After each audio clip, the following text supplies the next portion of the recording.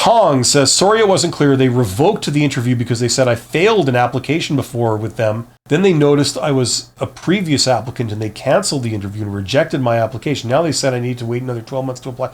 Listen. Okay, Tong, how can I say this? People can do what they want.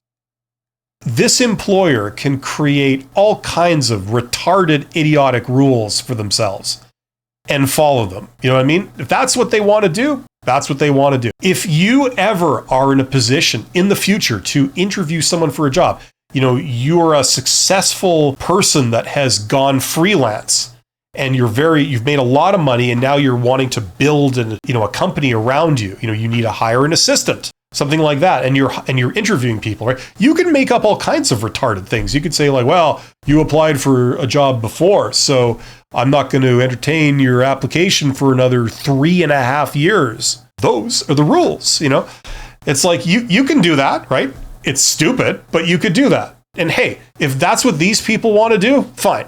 It's kind of signaling that they're idiots, but whatever. Hey, that's how you guys do things here. Great. All the more power to you. Most other people don't do that. So if that's how these people behave, they can do that. And there's not much you can do about it. But I got good news for you, and that is the world is wide and big, and there are a lot of other opportunities out there, right? There's a lot of other employers. The jobs you see posted, those are 20% of all the jobs that are actually out there. The other 80% are not posted, but they're there, and you can get them, okay? So there's a lot of things going on out there, right? And even among posted jobs, there's a lot of stuff. So if this is how this particular employer is playing it, great. Now, if you're asking this question because you don't want to give up with these people, you really want to work there, despite this kind of garbage, within an organization, there are many individuals, right? And maybe you know this, maybe you don't. We're going at a slightly higher level now, okay? But what you're describing here is their official hiring policy that's done through the HR department. Okay, it's called the recruitment and selection process. And, they have all kinds of rules and policies and procedures and processes. They can make whatever crazy rules they want. They can evaluate people in all kinds of crazy ways, whatever. We see that. But there's other people in the organization, and most hiring, you may already know this, but if you don't, most hiring doesn't occur through this type of system. That's why I said 20% of jobs are posted. The other 80, they don't go through this process, right?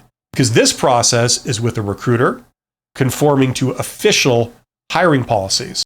Most hiring is not done through recruiters. It is not done in response to an official posted position.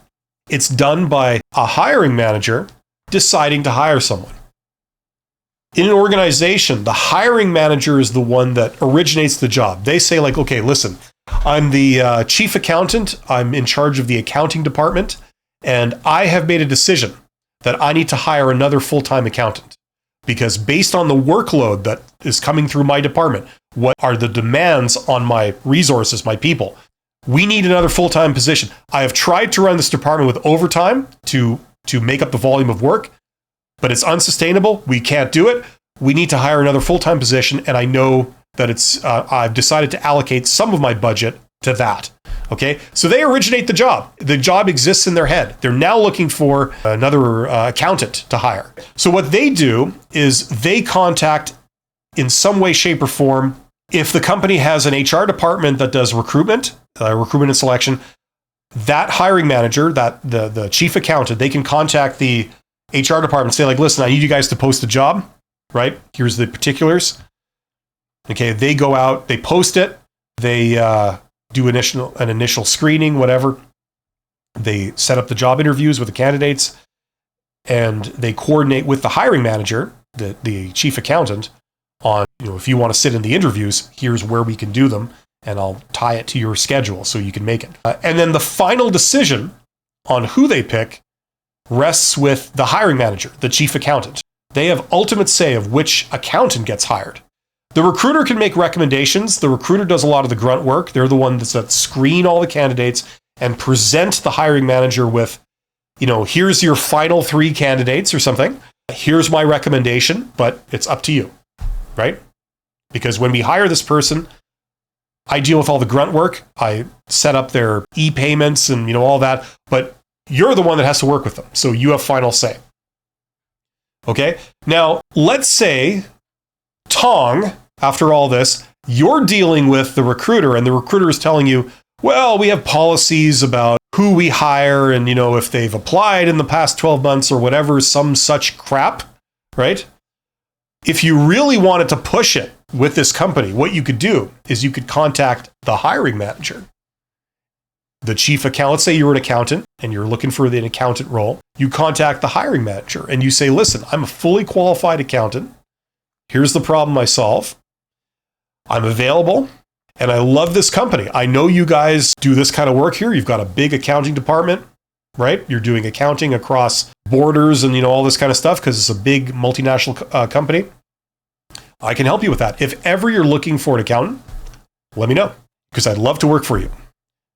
Have a great day, right? Something like that. Now, the chief accountant gets this note from you, which you can send them through things like LinkedIn, right? You can see the individual, you can message them directly, so it lands in their lap. And then they can decide, well, hey, I need a person. This person seems qualified. They seem enthusiastic. And they obviously want to work here because they're contacting me. Like, who does that if you don't want to work there? You know what I mean? They obviously are demonstrating their passion to work here. And they're also demonstrating their professionalism and their initiative. They've sent me a message. If I want to respond to that message, that says something about how good they are. They're very persuasive. They're very professional, right? So you've already shown things. You're already head and shoulder above like anybody else that might be a resume on a desk, right? So if you really wanted to push it with this company, you could get into that stuff. Okay, that's like the hidden job market. That's networking. In this case, it's networking via social networking. And it's technically the type of networking it is called direct outreach. That's where you don't know the person, but you reach out to them.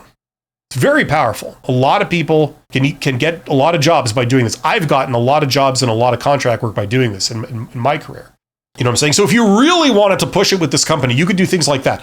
But I don't know. It seems like that would be more trouble than it's worth. I would just look elsewhere. You know what I mean? I would apply to other jobs, and not stress over these people's stupid internal policies. You're a talented person.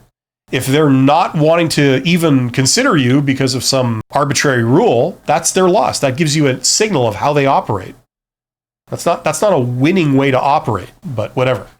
The winning way to operate, by the way, if anybody cares, that's if there's somebody talented that's enthusiastic that can help your company. You listen to them, you look at them, especially if you're hiring. You know what I mean? You don't just like arbitrarily send them away because of some bureaucratic rule. That's not how you build a good workforce, by setting arbitrary rules and things. Sumane says, hey, buddy. Yeah. Yeah, you like that? That's endearing. I mean, you gotta sort of say something memorable, right? And not creepy at all, right? Helicopter says, good afternoon, everyone. I have arrived. Sound the trumpets, fire the cannons. I'm here. You need to say something like that when you go to a meeting. You got to make an entrance, right? I've seen people do kind of versions of that, actually. And not like in jest, like just ego,